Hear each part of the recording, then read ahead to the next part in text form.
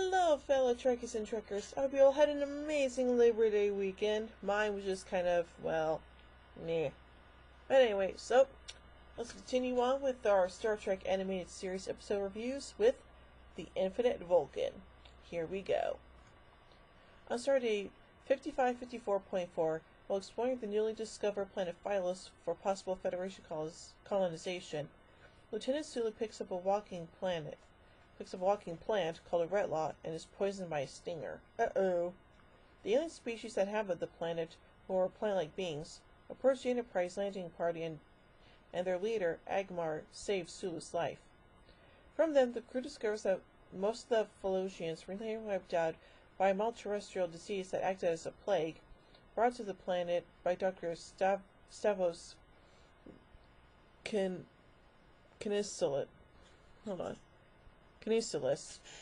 a Terran scientist who has survived Earth's eugenic wars. Uh-oh. I wonder if he had any interactions with Khan!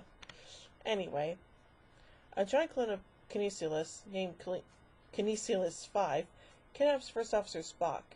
He believes the galaxy is as war-ravaged as Earth was when he left it.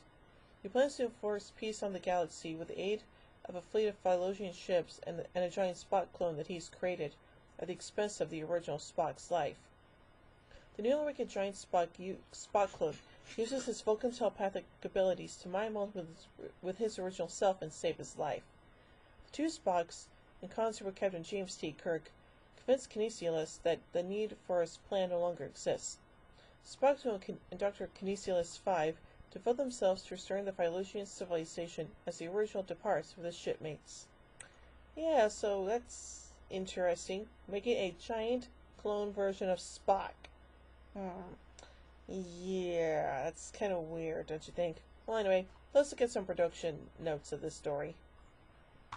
Walter Koenig joined the main cast of Star Trek The Original Series during the second season as Pavel Chekhov, and continued to appear in the series until it was cancelled at the end of Season 3. Although the remaining main cast of the series were hired as voice actors for Star Trek The Animated Series, Koenig was not brought in due to financial restraints. He only found out about his omission from the show when Sackett announced it on stage at a Star Trek convention he was attending.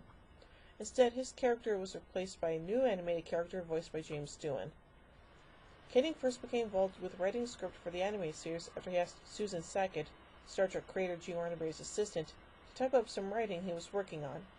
After reading it through, she thought it was good and passed it to Roddenberry, who agreed and asked Koenig if he was interested in writing for the animated show. He accepted the offer and started working on a plot involving cloning, which was inspired by newspaper articles about the subject, becoming the first actor from Star Trek to write for the franchise. Awesome! He found the writing process for The Infinite Vulcan, quote, unbearable. This was due to interference from Roddenberry, which resulted in Koenig producing 10 drafts of the screenplay, and because of Koenig's frustration not otherwise being involved in the series. He could not understand why so many redrafts were required, a view shared by story editor/associate producer D.C. Fontana. Roddenberry was keen in particular to make use of the benefits of an animated medium by including things which could not have been shown in a live-action series.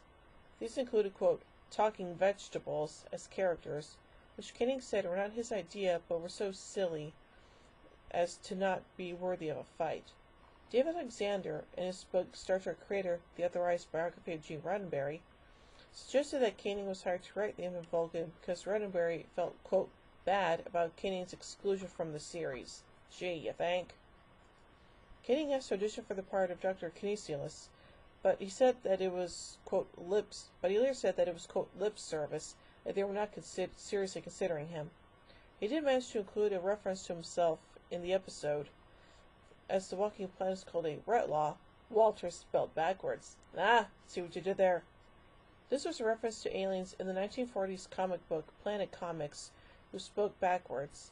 He later used a similar idea in The Stranger, a Land of the Lost episode he wrote, in which Koenig introduced the character Enoch.